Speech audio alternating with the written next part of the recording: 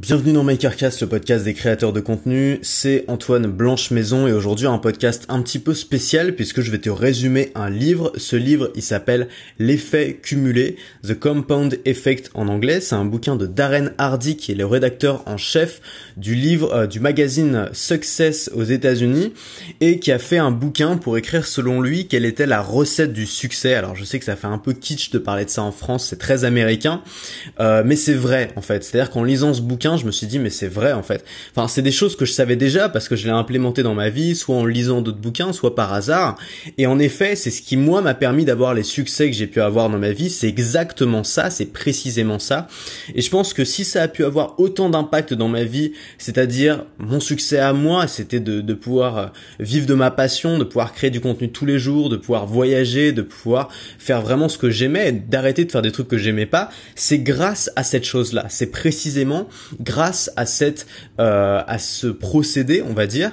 Et donc du coup, j'ai décidé de te faire un résumé de ce livre. Donc ce qui s'est passé, c'est que je me suis levé ce matin et je me suis dit, ok, comment faire ça bien? J'ai ouvert le bouquin, j'ai vu qu'il y avait plein de passages que j'avais surlignés et j'ai fait une fiche PDF sur mon iPad avec des petits dessins. C'est-à-dire que tout est résumé par des petits schémas, des petits dessins, des petites citations. Donc c'est extrêmement digeste, extrêmement simple à aborder. Et j'ai décidé à la fin, alors au début je l'ai fait pour moi, pour pouvoir mieux retenir ce que j'avais appris. Et puis ensuite je me suis dit on va aller encore plus loin, puisque ça m'a l'air vraiment sympa et pédagogique, je vais le proposer aux makers.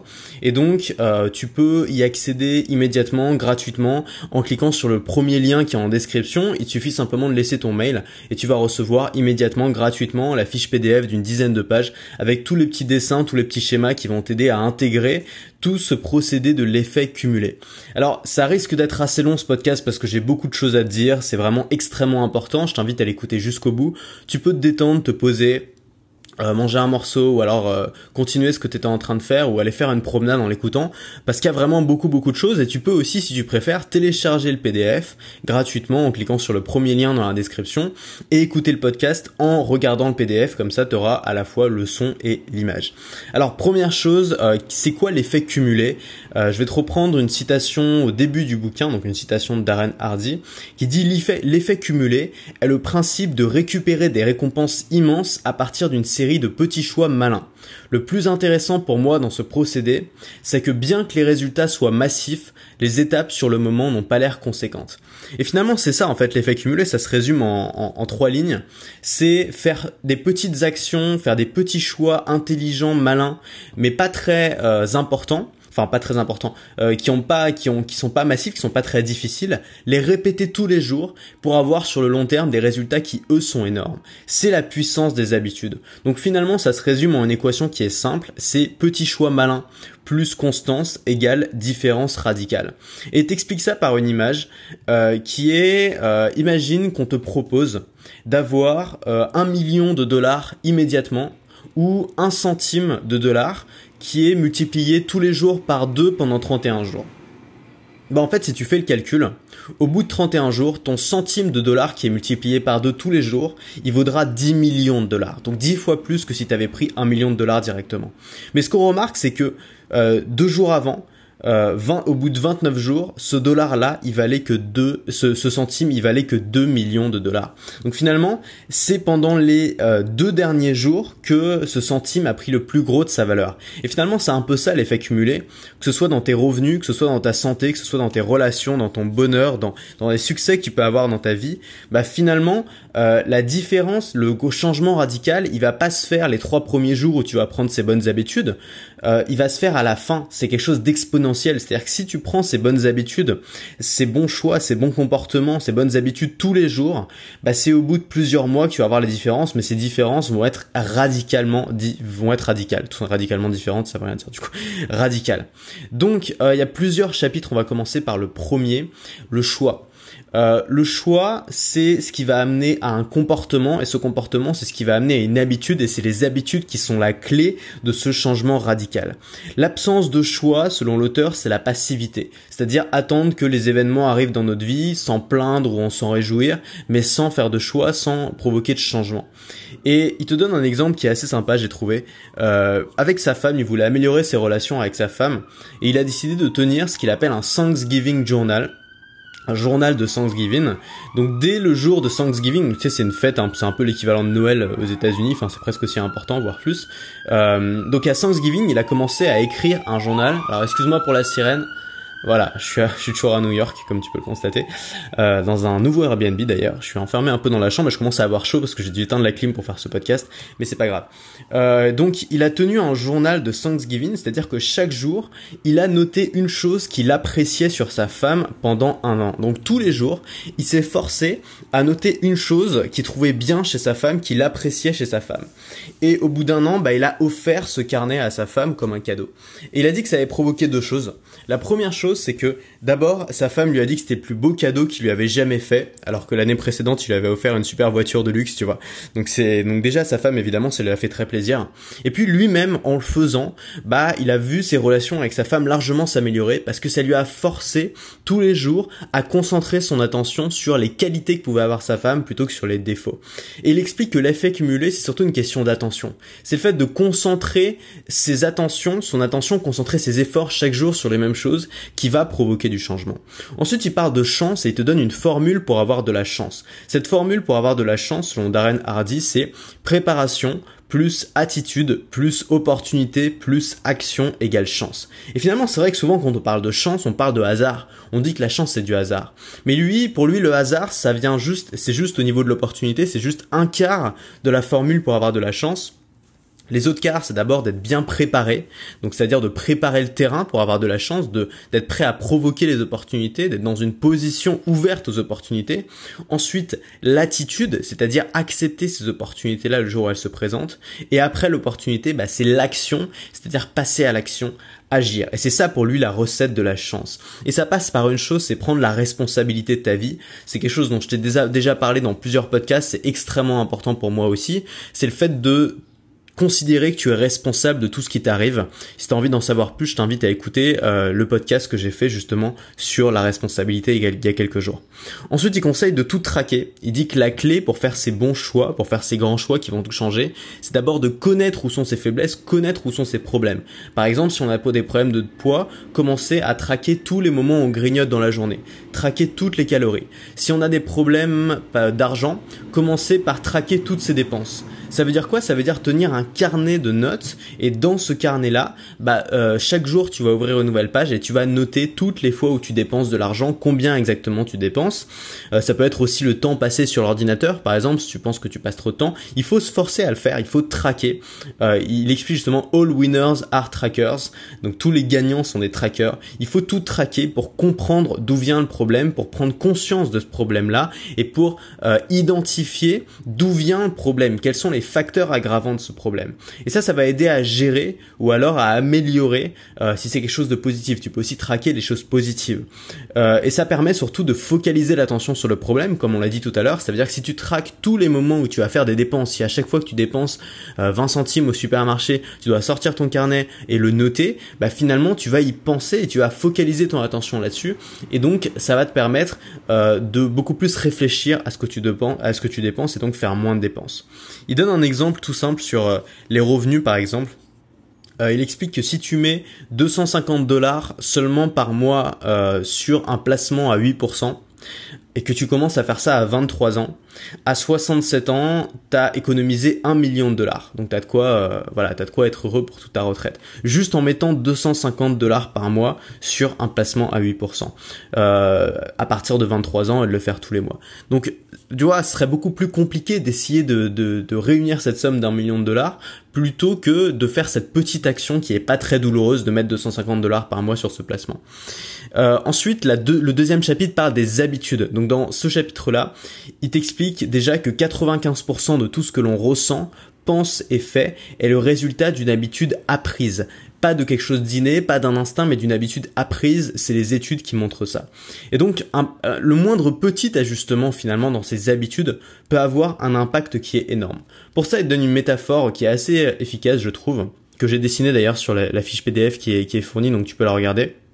Si tu pars d'un avion, que tu pars de Los Angeles pour aller à New York et que tu dévies en cours de chemin cet avion, la trajectoire de cet avion de seulement 1%, bah tu peux te retrouver soit en Albanie, soit au Delaware, donc très loin de New York finalement, juste en modifiant cette trajectoire de 1%, parce que sur le long terme, sur la longue distance, l'effet cumulé va faire qu'il va avoir un gros impact, une grosse différence. Je te laisse imaginer, mais c'est assez visuel, il faut le regarder sur le PDF pour comprendre. Donc l'idée c'est de trouver son pourquoi, trouver sa destination, trouver où est-ce que tu veux aller. Et le pourquoi, ça va être le moteur de ce que tu vas faire. Il donne un exemple, il dit que voilà, le comment n'a pas de sens, ça sert à rien de se fixer des comment si on n'a pas de pourquoi, si on ne sait pas pourquoi on veut le faire. Et donc il donne un exemple, il dit voilà, imagine que t'es par terre, t'as une planche de bois d'à peu près 5 mètres et on te dit voilà, si tu la franchis, tu gagnes $100. Bon, bah tu le fais, tu vois, c'est pas très compliqué. Maintenant, imagine que cette planche de bois soit entre deux rooftops d'immeubles à 250 mètres de haut. Et qu'on te dit, voilà, si tu arrives à passer de l'autre côté de l'immeuble, je te donne $100. Bon, bah là, tu vas peut-être pas le faire. Tu vas peut-être te dire, ouais, bon, c'est peut-être pas un bon plan, je vais peut-être privilégier ma vie. Maintenant, imagine que tu sois en haut de cet immeuble, il y a toujours cette planche entre ces deux immeubles, et que de l'autre côté, t'es pas $250, mais t'es ton fils ou ta fille, ou un proche de ta famille, qui soit de l'autre côté et l'autre bâtiment est en feu. Quelles sont les probabilités pour que tu y ailles? Bah là, il y a beaucoup plus de chances pour que tu y ailles parce que la motivation, le pourquoi est énorme. D'où l'importance du pourquoi. La difficulté, c'est pas de traverser une planche en bois. Tout le monde peut traverser une planche en bois, c'est pas très difficile. La difficulté, c'est de traverser une planche en bois quand il y a un risque, quand c'est difficile, quand il y a un enjeu qui est important. Et pour ça, le pourquoi est fondamental. La raison pour laquelle on va le faire est fondamentale. Par exemple, tu vois, voilà, faire une séance de sport, pour te donner un exemple très pratique, faire une séance de sport une fois, c'est pas difficile, tout le monde peut le faire. Mais faire une séance de sport 5 jours par semaine, toutes les semaines pendant 20 ans, seules certaines personnes vont le faire. Et ces gens-là, c'est pas des gens qui vont le faire simplement pour le kiff, c'est des gens qui ont un vrai pourquoi, qui ont vraiment envie de le faire, qui ont envie d'avoir un impact physique énorme, qui ont une vraie motivation. Souvent, tu remarques que les gens qui ont eu des pertes de poids extraordinaires, quand tu leur demandes pourquoi ils l'ont fait, ils disent je l'ai fait pour mes enfants, je l'ai fait pour les voir grandir, je l'ai fait pour être fier de moi, je l'ai fait pour ma femme. Ils le font souvent pour des pourquoi qui les dépassent, qui sont extrêmement importants, d'où l'importance d'avoir un pourquoi. Et ensuite, ce qui t'explique, c'est que rien ne crée plus de stress que lorsque nos actions ne sont pas compatibles avec nos valeurs, que lorsque nos actions ou ce que l'on fait, c'est incohérent avec nos valeurs, d'où l'importance aussi de définir ces valeurs. Ça, c'est aussi quelque chose dont j'ai plusieurs fois parlé dans ce podcast ou ailleurs, c'est l'importance de faire justement des actions qui sont en cohérence avec nos valeurs. Moi, par exemple, ma valeur principale, c'est la liberté, et j'essaye de pas m'engager dans des choses qui m'empêcheraient d'être libre, et j'essaye de faire quelque chose que je peux changer régulièrement et qui m'apporte cette liberté-là. Et le fait, par exemple, d'être salarié ou de faire un boulot qui correspond pas à cette valeur-là, c'est quelque chose qui est très inconfortable et très stressant pour moi parce que cette action-là n'est pas cohérente avec ma valeur principale qui est la liberté. Et donc, c'est important de définir ces valeurs. Et donc, c'est important de se poser avec un papier, un crayon et de noter quelles sont ces vraies valeurs, quels sont ces vrais pourquoi. Ensuite, il t'explique autre chose qui est assez étonnant parce qu'on le voit pas souvent écrit. C'est que la haine, ça peut être positif. La haine ou la compétition, ça peut être une très bonne motivation, et t'explique que dans l'histoire, il y a plein de gens qui ont gagné ou qui ont eu des résultats extraordinaires, non pas si tu veux, par bonne conscience, mais par haine ou par envie de prouver à quelqu'un qu'il avait tort. Donc, si ton moteur ou ta motivation vient de la colère ou de la haine ou de quelque chose comme ça, finalement, il t'explique que c'est pas si mal parce que peu importe d'où vient la motivation, l'important c'est que tu aies de la motivation. Et ça m'a fait réfléchir et je me suis dit, c'est vrai que dans ma vie aussi, la raison pour laquelle j'ai lancé mon business sur internet, c'était pas parce que j'avais vraiment envie de le faire spécialement, c'était davantage par colère ou parce que j'étais pas heureux dans ma vie actuelle, parce que j'avais fait des stages dans des entreprises et que j'avais trouvé ça horrible et que c'était pas du tout pour moi, et je me suis dit je peux jamais faire ça, et c'était par peur finalement de devoir refaire ça que je me suis lancé là-dedans. Et après j'ai commencé à prendre du plaisir à le faire, mais je me suis lancé d'abord par peur, et la peur a été une motivation qui a été immense pour moi. Et puis c'était aussi un peu par compétition parce que j'avais envie de prouver aux gens que je pouvais le faire, donc ça c'est aussi important. Et puis ensuite il t'explique donc qu'il faut définir ses valeurs, définir ses objectifs. Quel est l'important? Pourquoi définir ses objectifs? Parce que quand tu définis tes objectifs, tu donnes à ton cerveau quelque chose sur lequel se concentrer. Si tu dis par exemple, voilà, moi je veux me définir un objectif précis, c'est de perdre 20 kilos cette année, tu vois. C'est un objectif qui est pas facile, mais c'est un objectif qui est réalisable. Je veux perdre 20 kilos en un an. bah tu vas donner à ton cerveau quelque chose sur lequel se concentrer. C'est-à-dire que si tu te le répètes tous les jours, tous les matins, je veux perdre 20 kilos avant un an, je veux perdre 20 kilos avant un an, que tu te visualises quelle personne tu vas devenir quand tu seras faite, bah finalement ton cerveau en tâche de fond va sans arrêt y penser, et donc ça va t'aider à avoir ces résultats-là. C'est un peu ce qu'on peut appeler la loi de l'attraction. C'est-à-dire que quand on se focalise sur une seule chose, quand on le veut vraiment, bah finalement on arrive à attirer beaucoup plus d'opportunités à soi, non pas par une sorte de force mystique, mais simplement parce que notre cerveau y accorde plus d'attention. Il y a plein de choses dans la journée de génial qui pourraient nous arriver, simplement on les voit pas parce que notre cerveau y accorde pas d'attention. Et donc se fixer des objectifs, ça sert à focaliser l'attention sur les bonnes choses. Puis ensuite, il t'incite à te poser la question, qu'est-ce que je veux devenir? Qui est-ce que je veux devenir? Et il cite une citation de Jim Rohn que j'aime beaucoup, qui est « Si tu veux avoir plus, tu dois devenir plus. Le travail, il est davantage à faire sur soi-même. » Et donc, il t'explique à partir de tout ça que la recette pour atteindre ces objectifs, c'est 4 choses. D'abord, le choix, c'est-à-dire la décision que tu vas prendre. Ensuite, le comportement, c'est-à-dire les actions que tu vas mettre en place. Ensuite, les habitudes, c'est-à-dire la répétition. Et enfin, l'effet cumulé, donc la force de l'effet cumulé, c'est-à-dire le temps qui va te permettre d'atteindre ces objectifs-là. Donc Darren Hardy te conseille d'écrire ces objectifs pour que ce soit clair et pour permettre à ton cerveau de garder cette attention dessus. Il donne aussi une autre technique que j'ai trouvée assez maligne qui s'appelle le vice check, il appelle ça comme ça, donc le check des vices si tu veux. L'idée c'est de tester ces vices, et donc ce qu'il fait c'est que tous les 3 mois il va choisir un vice dans sa vie, donc un défaut ou quelque chose qu'il considère comme un vice, et il va l'arrêter pendant 30 jours pour voir s'il est toujours libre de ce vice ou pour voir si c'est pas devenu une addiction. C'est un moyen de se prévenir des addictions. Donc ça peut être par exemple avec le café, ça peut être avec les glaces, ça peut être avec le petit verre de vin au dîner, ça peut être avec le temps passé sur internet ou le temps à regarder des films. Alors on peut considérer ça comme des vices ou pas, tu vois, ça peut très bien faire partie de ton boulot ou ton accomplissement personnel, je dis pas le contraire. Bon, même si je pense pas que les glaces fassent vraiment partie d'un accomplissement personnel, mais voilà, bref, il n'y a pas de jugement là-dessus. Simplement, si tu considères dans ta vie que tu as des choses qui pourraient être des vices, mais que tu veux quand même les garder parce que ça fait partie de ton petit bonheur quotidien, essaye peut-être tous les 3 mois de l'arrêter pendant 30 jours et de voir quel résultat tu peux avoir, de voir si tu y arrives, de voir si c'est facile. Et ça te permet de garder en tête que tu es libre, de te souvenir que si tu veux arrêter, tu peux. Par exemple, il y a plein de gens qui fument et qui disent « moi j'arrête quand je veux ». Mais souvent, ces gens-là, tu remarqueras une chose, c'est qu'ils ont jamais essayé d'arrêter.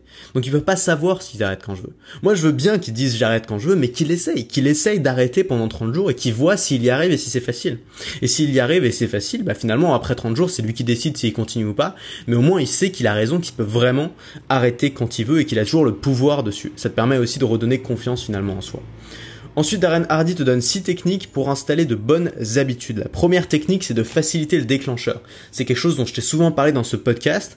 C'est-à-dire que si tu veux avoir une bonne habitude, fais en sorte que ce soit possible. Fais en sorte que ce soit facile pour toi. Par exemple, si tu veux aller à la gym tous les jours, fais en sorte, par exemple, que de trouver une salle de gym qui soit sur le chemin entre ton travail et chez toi. Comme ça, dès que tu vas passer devant, ce sera plus facile d'y aller. T'auras pas à y penser, t'auras pas à t'habiller pour y aller spécialement. Tu vas emmener ton sac de sport au travail et tu vas aller à la gym directement en rentrant et tu vas faire une routine comme ça avec un déclencheur qui est facile. Deuxième technique, penser addition, pas soustraction. Ça, je trouve ça très intelligent. C'est quelque chose aussi qui est important pour moi. Par exemple, si tu veux arrêter la malbouffe et perdre du poids, au lieu de te dire sans arrêt, oh là là, j'ai pas le droit à ça, j'ai pas le droit au gluten, j'ai pas le droit au lait, j'ai pas le droit à la viande, j'ai pas le droit au sucre. Au lieu de te dire sans arrêt ça et finalement avoir un esprit sans arrêt en tête quelque chose de négatif, tu vas penser à tout ce que tu peux découvrir grâce à ça. Tu vas penser à toutes les nouvelles choses que tu vas pouvoir mettre dans ton assiette, à toutes ces nouvelles saveurs que tu vas découvrir. Par exemple, quand tu deviens végétarien, il y a plein de gens qui font ça, qui deviennent végétariens et qui vont se dire je vais me priver. Mais en vrai, c'est pas ça. Quand tu deviens végétarien, moi j'étais végétarien pendant 2 ans, donc je sais ce que c'est. Quand tu deviens végétarien, c'est pas du tout une privation, au contraire, c'est la découverte de plein de nouvelles cuisines. Parce que le fait de retirer quelque chose de gros de ton alimentation, ça te force à trouver autre chose pour le remplacer. Et moi, par exemple, en voyageant au Sri Lanka, j'ai découvert toute une variété de cuisine végétarienne qui était délicieuse. Et donc finalement, au lieu de penser à ce que j'ai perdu, j'ai pensé à ce que j'ai gagné, que j'aurais probablement pas cherché si j'étais pas devenu végétarien. Donc ça, c'est une super idée, c'est vraiment quelque chose que j'essaye vraiment d'appliquer dans ma vie. Et moi, j'essaye de manger sainement, je le fais pas tout le temps, tu vois, parfois je me fais des cheat meals et tout, mais la plupart du temps, je mange plutôt sainement, je pense. Et je me fais un plaisir de le faire. Je me dis pas j'ai pas droit à ça, j'ai pas droit à ça. Je me dis mais tu vois, je vais manger des fruits, les fruits c'est un cadeau de la nature, tu vois. Alors tout le monde se fout de ma gueule quand je dis ça, mais c'est vrai, tu vois, les fruits c'est du sucre naturel, c'est délicieux, c'est des saveurs uniques, c'est emballé naturellement de manière à ce que ce soit simple à manger, c'est formidable, tu vois. Donc première chose, faciliter le déclencheur. Deuxième chose, penser addition, pas soustraction. Troisième chose, s'engager publiquement. L'engagement public est très efficace et je peux te donner un exemple pour ça. Je me suis engagé à lire 20 pages de livres de non-fiction tous les jours parce que j'ai vraiment du mal avec la lecture aujourd'hui, avec toutes les réseaux sociaux, tout ça c'est compliqué pour moi. Donc je me suis engagé à lire 20 pages par jour, je l'ai noté par écrit, j'ai dit que je m'engageais à le faire et si je le faisais pas, je donnais de l'argent, je donnais 75 € par jour où je le faisais pas à un parti politique que j'aime pas. Donc je tairai le nom ici parce que j'ai pas envie de me faire de nouveaux ennemis, j'en ai déjà suffisamment. Donc voilà. Et je peux dire que c'est ultra efficace. J'ai signé ça et je l'ai filé à un ami. Et tous les jours, je dois rendre compte à cet ami. Je dois lui dire voilà précisément ce que j'ai fait aujourd'hui. Et je me sens vraiment obligé de le faire parce que si je le fais pas, j'ai quand même signé un papier pour m'engager à le faire. Donc si je le fais pas, je me sentirais obligé de donner 75 € à ce parti politique que j'aime pas. Et je t'assure que j'ai pas envie de le faire. Donc depuis le début, donc j'ai dû faire ça il y a peut-être 10-15 jours. Depuis le début, j'ai toujours tenu ces 20 pages par jour, même si j'arrivais pas à le faire, même si c'était super tard le soir, je me suis toujours mis à lire parce qu'il fallait que je le fasse, parce que je pouvais pas ne pas le faire. Et je pense qu'au bout de 30, alors je me suis engagé pendant 30 jours à le faire, je pense qu'au bout de 30 jours, ce sera une habitude qui sera beaucoup plus facile à faire pour moi parce que je me serais forcé à le faire pendant 30 jours. Donc ça vaut le coup de se forcer un peu, de se donner un coup de pied au cul, de s'engager publiquement sur Twitter, sur Facebook, auprès de ton audience, auprès de tes amis, auprès de ta famille, pour ensuite prendre des bonnes habitudes que tu vas finir par faire par plaisir. Ensuite, quatrième conseil, trouver un success buddy. C'est quoi un success buddy? C'est un ami avec qui t'accomplis des choses, qui a les mêmes objectifs que toi. Je peux donner un exemple tout simple. J'avais trouvé un super success buddy qui est Antoine Fonbonne, qui a une chaîne qui parle de musculation et de fitness qui s'appelle Strong and Fit by Antoine.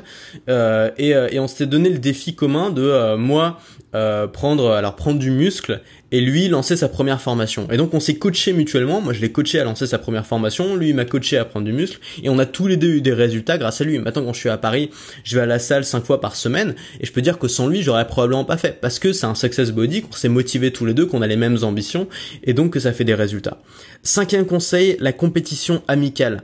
C'est-à-dire mettre en place des choses dans ta vie qui peuvent te permettre d'être en compétition avec tes amis ou avec tes collègues, mais de manière amicale. Il donnait un exemple, dans son entreprise, il y avait un gars qui s'était engagé à faire 2000 pas par jour ou 3000 pas, je sais plus, et donc il avait fait une sorte de tableau et chacun venait noter le nombre de pas qu'il avait fait par jour sur son tableau. Les pas sont enregistrés par son iPhone, tu sais, et donc du coup ça permettait de faire une sorte de compétition amicale de celui qui avait le plus marché et tout le monde se mettait à plus marcher. La compétition c'est quelque chose d'extrêmement efficace.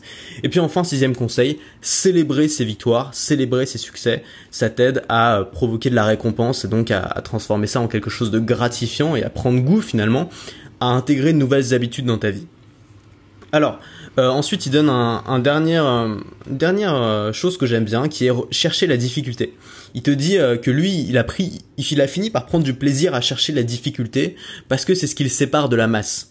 Je te donne une citation: Ordinary is easy, extraordinary is what will separate you from the crowd. C'est-à-dire, l'ordinaire est facile, l'extraordinaire est ce qui va te séparer de la foule, ce qui va t'élever au-dessus des autres. Et c'est vrai, quand on voit que tout le monde, que le grand public choisit toujours la facilité, finalement choisir la difficulté, ça donne une confiance en soi, une force et une fierté que tu peux pas forcément trouver autrement. Ensuite, troisième grande partie, le momentum. Alors, le momentum, c'est quoi? C'est quand tu as créé une action et que tu l'as répétée suffisamment longtemps pour que ça devienne facile. Il donne plusieurs exemples. Le premier exemple, c'est le tourniquet. Rappelle-toi quand tu étais gamin et que tu allais sur le tourniquet. Au début, pour le faire tourner, pour le faire bouger, il fallait pousser, donner toute ta force. Et là, le tourniquet commençait à bouger. Puis tu poussais encore et il bougeait de plus en plus vite. Et au bout d'un moment, il tournait suffisamment vite pour que tu puisses monter dessus et il continuait à tourner tout seul. Et c'est ça en fait le momentum. C'est quand au début tu as besoin de fournir de la force et de l'énergie et qu'au bout d'un moment, l'objet se met en mouvement et qu'il n'y a pas besoin du même niveau de force, il y a juste besoin de garder de la constance. Il dit que c'est exactement pareil pour les habitudes et c'est tellement vrai. C'est tellement vrai. Le plus difficile, c'est toujours le démarrage, c'est toujours le début. Mais une fois que tu as mis une habitude saine dans la vie, c'est beaucoup plus facile. Imagine un mec qui va courir tous les jours. Tu peux dire s'il a couru tous les jours pendant 20 ans, là, aller faire ses 10 km aujourd'hui, ça va être piece of cake, comme on dit, comme on dit en anglais, c'est-à-dire ça va être du gâteau pour lui, ça va être hyper simple parce qu'il le fait tous les jours. Mais le mec qui a jamais été courir de sa vie, la première fois il va aller faire 10 km, ça va être l'horreur, ça va être impossible, il va avoir des courbatures pendant 2 semaines parce qu'il n'a pas encore atteint ce momentum. Et donc la recette du momentum, c'est les choix qui vont amener le comportement, qui vont amener les habitudes, qui vont amener la constance, et c'est ça qui va créer du momentum. Il donne 2 autres métaphores que je trouve géniales. La première, c'est la locomotive inarrêtable. C'est extrêmement difficile, il faut beaucoup d'énergie pour faire bouger un train, pour faire bouger tout le poids d'un train, mais une fois qu'un train va à 100 km/h, c'est extrêmement difficile de l'arrêter. Il devient inarrêtable, il met du temps à s'arrêter, exactement pareil pour les bonnes habitudes que tu vas prendre dans ta vie. Il donne l'exemple de sa routine matinale, c'est-à-dire tous les matins, il fait toute une série de choses, de méditation, d'écriture, il y a beaucoup de gens qui font ça, et il te dit pareil, c'est très difficile à lancer, j'en sais quelque chose, j'ai toujours pas de routine matinale, mais j'ai essayé d'en faire 10 fois, mais j'ai jamais réussi. Et une fois que tu l'as depuis des années, finalement ça devient presque indispensable pour toi d'avoir cette routine matinale pour commencer une bonne journée. Ensuite, il donne une troisième métaphore que je trouve géniale aussi, c'est celle de la pompe à eau. Alors tout ça je te l'ai dessiné, hein, comme ça t'as quelque chose de beaucoup plus visuel sur le PDF. Donc si tu veux voir tout ça dessiné avec les petits schémas et tout, de manière très visuelle, plus digeste peut-être que ce podcast, n'hésite pas, c'est dans les notes de cette émission. Mais le principe de la pompe à eau, c'est que au début, pour avoir de l'eau, il va falloir pomper pas mal de fois. L'eau, elle va pas arriver tout de suite. Il y a beaucoup de gens, la plupart des gens finalement vont abandonner avant d'avoir vu la première goutte d'eau en disant ah ouais mais ça marche pas ton truc. Cette pompe à eau elle marche pas, ça fait 2 minutes que je pompe quand un malade, il y a pas d'eau qui est sortie. Alors qu'en fait une pompe à eau à l'ancienne comme ça, il faut pomper plus longtemps et au bout d'un moment t'as de l'eau qui sort. Et une fois que l'eau elle sort, finalement elle s'écoule à très forte abondance et elle va continuer à s'écouler même si t'arrêtes de pomper. La seule chose que t'as à faire, c'est de continuer à pomper régulièrement, mais pas en mettant le même effort que celui que t'as mis au début et ça devient beaucoup plus facile. La quantité de pompe, de mouvement de pompe que t'as à faire pour avoir de l'eau au début est beaucoup plus importante que la quantité de mouvement de pompe que t'as à faire pour continuer à avoir de l'eau une fois que l'eau coule. Et la plupart des gens abandonnent avant, ou alors la plupart des gens abandonnent au moment où il y a seulement quelques gouttes qui sont tombées, et ils vont se dire putain tout ça pour ça, et ils vont pas attendre le moment où l'eau va couler à gros débit. Donc c'est des super métaphores je trouve à appliquer dans sa vie pour finalement comprendre que le début est toujours difficile, les résultats tu vas pas les avoir tout de suite, mais une fois que tu vas atteindre le palier où tu vas commencer à avoir des résultats, il faut pas s'arrêter parce que c'est là que tu vas avoir la magie de l'effet cumulé et c'est là que tu vas avoir tous les résultats qui vont arriver. Ensuite, quatrième grande partie, les influences. Il t'explique qu'il y a 3 types d'influences dans ta vie qui vont influencer tes choix et tes actions. C'est premièrement l'input, c'est-à-dire ce qui entre dans ton esprit. Deuxièmement, les associations, c'est-à-dire ton entourage, les gens avec qui on passe du temps. Et troisièmement, l'environnement, c'est-à-dire ce qui nous entoure. Alors, il utilise une super métaphore pour l'input. L'input, c'est toute l'information qui rentre. Je t'en ai très souvent parlé, je t'ai donné la métaphore de la malbouffe. Je pense que l'information, c'est comme la nourriture. C'est-à-dire qu'il y a la malbouffe de l'information pour toi, de l'information qui te fait pas du bien. Et la healthy food de l'information, c'est-à-dire de l'information qui t'apporte de la valeur, qui te permet de t'enrichir, qui te permet de te sentir mieux. Il utilise, lui, la métaphore du verre d'eau. C'est-à-dire qu'il dit que toutes les pensées négatives qui arrivent dans la journée, qu'on ne peut pas arrêter finalement, on est tous exposés aux informations, aux news, aux mauvaises nouvelles, aux gens négatifs. C'est très difficile d'avoir 0 information négative qui entre dans notre cerveau pendant une journée. Donc il explique que c'est un peu comme si on avait un verre d'eau avec de l'eau sale à l'intérieur. Et t'explique que finalement, la meilleure façon d'enlever l'eau sale de ce verre d'eau sans avoir à le vider, parce qu'on peut pas vraiment le vider, c'est de rajouter de l'eau propre. T'ajoutes de l'eau propre dans ce verre d'eau jusqu'à ce qu'il déborde, tu continues à en ajouter, puis au fur et à mesure, l'eau propre va se mettre à remplacer l'eau sale et à la fin, t'auras plus que des pensées utiles et positives. Donc l'idée, c'est de noyer toute cette eau sale, noyer toutes ces pensées négatives dans des pensées utiles et positives. Donc en se formant, alors il donne plusieurs astuces. La première astuce, c'est de faire une diète médiatique. C'est quelque chose dont je t'ai souvent parlé aussi. Les médias se concentrent constamment sur le négatif et donc ça te donne une version pervertie du monde, une version qui n'est pas réelle, puisque dans le monde il y a des choses négatives, il y a aussi des choses positives. Sauf que ce qui fait du clic et ce qui fait des vues, c'est pas les choses positives, c'est les choses négatives. Donc si on consulte énormément de médias par habitude, moi je l'ai fait pendant des années, on a l'impression que le monde va mal alors que le monde va pas si mal que ça. Donc ce qu'il explique, c'est de faire une diète médiatique, de couper la télé, couper les news sur le smartphone, couper les notifications, couper le monde, arrêter tout ça et remplacer ça par de la formation utile, des choses qui vont t'élever, des choses qui vont t'apprendre des choses qui vont te faire te sentir bien. Et cette formation-là, tu peux le faire à plein de moments dans la journée. Bon, on en parle très souvent dans ce podcast, donc je vais pas revenir dessus. Lui, il explique en gros qu'il a transformé sa voiture en une sorte de classe, de salle de classe sur roue. C'est-à-dire que dans sa voiture, il a toujours des podcasts ou des audios intéressants à écouter et il le fait. Et moi, je suis un peu en train de le faire aussi. C'est-à-dire que j'écoute de moins en moins de musique et de plus en plus d'audio et je ressens vraiment un impact positif sur moi. Ensuite, les associations. Les associations, c'est les gens qui nous entourent. Jim Rohn disait, on devient la moyenne des 5 personnes avec qui on passe le plus de temps, et c'est tellement vrai. Jim Rohn disait aussi, je peux savoir comment cette personne est physiquement, comment cette personne est au niveau de sa santé, au niveau de son mental, au niveau de ses finances, juste en regardant son entourage. Et c'est tellement vrai. On est tellement influencé par les gens qui nous entourent.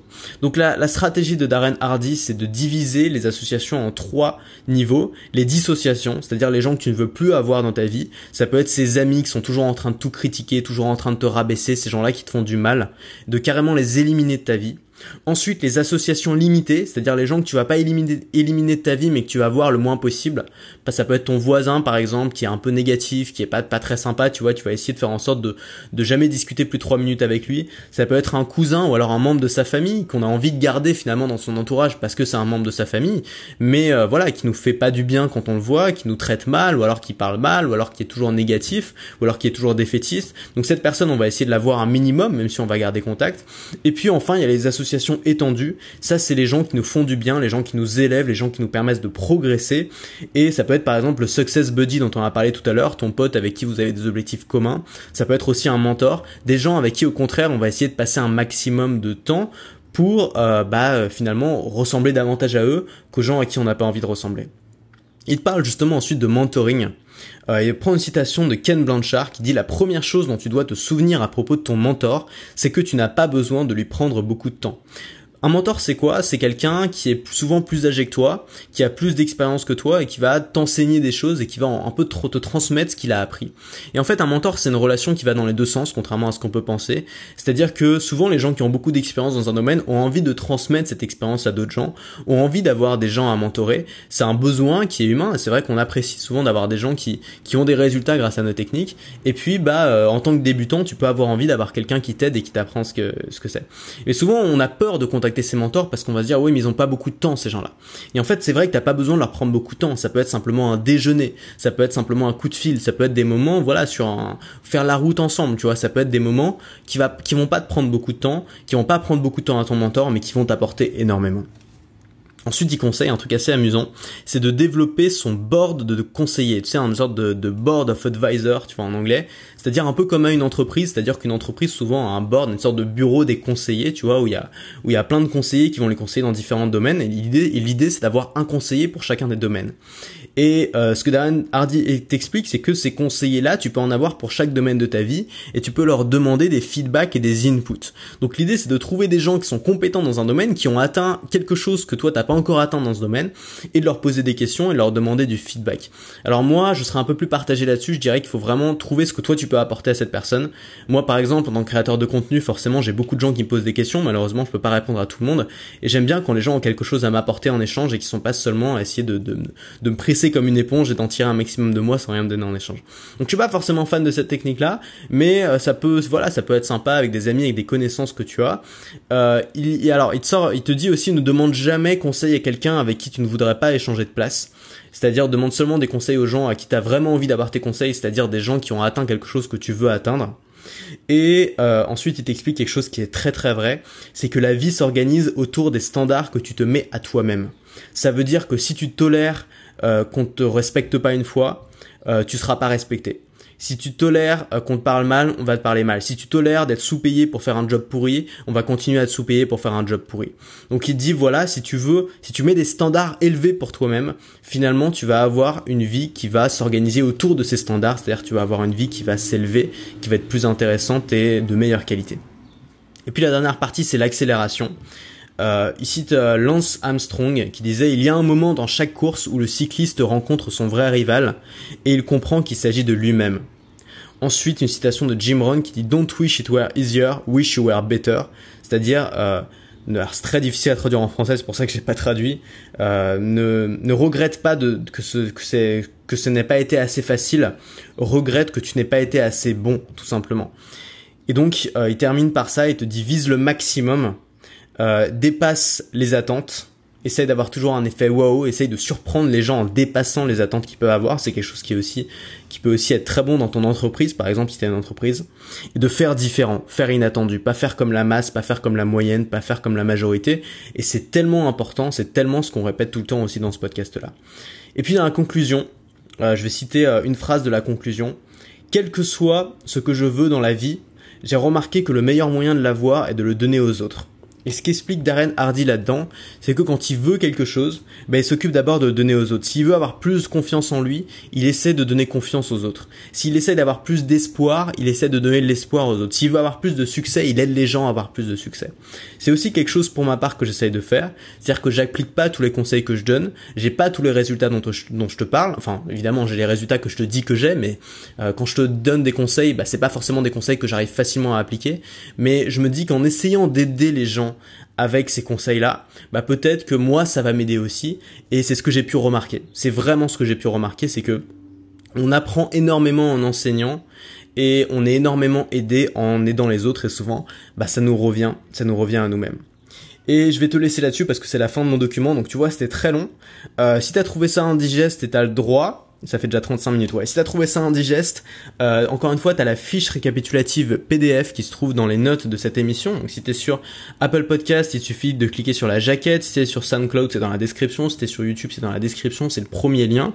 Tu peux la télécharger, tu peux la partager si tu veux, mais voilà, évidemment, c'est tout en respectant les droits d'auteur, donc en expliquant, en disant que c'est de moi, et moi, comme tu vois, je suis crevé, je crève de chaud. Donc je vais terminer ce podcast maintenant. Je t'ai donné suffisamment de citations, donc il n'y en aura pas d'autres pour ce soir. Ce bouquin, je peux vraiment te le conseiller parce qu'il est facile à lire. Alors moi, j'ai lu en anglais. Il est facile à lire en anglais si tu maîtrises l'anglais. Il y a aussi une traduction française qui est disponible. Je vais te mettre les liens aussi dans la description. C'est un bouquin qui est facile à lire, qui est plein d'images, plein de métaphores, plein d'histoires, donc vraiment agréable, qui est extrêmement important. Alors, si t'écoutes par exemple mon contenu depuis longtemps, tu vas pas apprendre énormément de choses parce que c'est des choses qu'on répète depuis très longtemps, mais ça te permet, c'est un bon rappel, c'est une piqûre de rappel nécessaire, on va dire. Et moi, ça m'a donné envie de m'y remettre et je me suis refixé de nouvelles bonnes habitudes. Je me suis remis à traquer aussi ce que je faisais, traquer mes dépenses, traquer mes lectures, traquer le temps que je passe sur Internet. Et ça fait du bien de s'y remettre de temps en temps et je pense que je vais aller beaucoup plus loin là-dedans parce que les habitudes, c'est vraiment la clé. Et puis, je peux te conseiller aussi un YouTuber qui est quelqu'un que j'ai accompagné pendant pas mal de temps qui s'appelle Gabriel Clément, qui a une chaîne YouTube qui traite uniquement de cette thématique-là, qui est les habitudes. Donc, tu peux aller voir sa chaîne YouTube, ça s'appelle simplement Gabriel Clément et c'est vachement bien. Il publie une vidéo tous les matins, un peu comme moi. Et voilà. Moi, je te dis à demain pour le prochain podcast. Et puis, d'ici là, porte-toi bien.